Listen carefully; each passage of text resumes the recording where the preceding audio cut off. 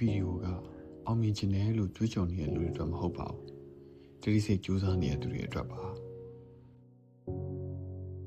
မနေ့စောစောထားတယ်။ညနေတဲ့ထိအလုပ်လုပ်တယ်။ဒါပေမဲ့တင်ကိုဘယ်သူမှသတိမထားမိဘူး။တစ်ခါတည်းကိုမေးမိတယ်။ငါမှန်တဲ့လမ်းပေါ်မှာရှောင်နေရလားလို့တခြားသူတွေမြင်မြန်အောင်မြင်နေတာကိုကြည့်ပြီးကိုယ့်ရဲ့စိတ်ကတဖြည်းဖြည်းအားနေလာတယ်။အဲ့အချိန်မှာပဲအတန်တစ်ခုပေါ်လာတယ်။ရက်လိုက်ပါနားလိုက်ပါနောက်မှဆက်လို့လည်းရပါတယ်။ဒါပေမဲ့အောင်မြင်သူတွေကစိတ်အားထက်သန်တဲ့အချိန်မှာပဲအလုပ်လုပ်တာမဟုတ်ပါဘူး။မလုပ်ချင်တဲ့နေ့တွေမှာတော့မှ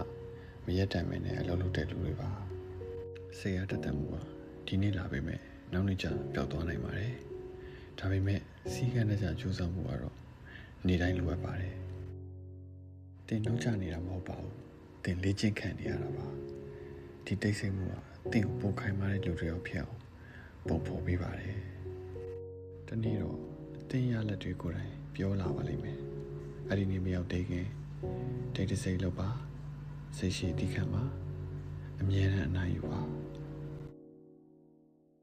ဒီကံရှိပါတိတိစိတ်ဆက်ကြိုးစားပါ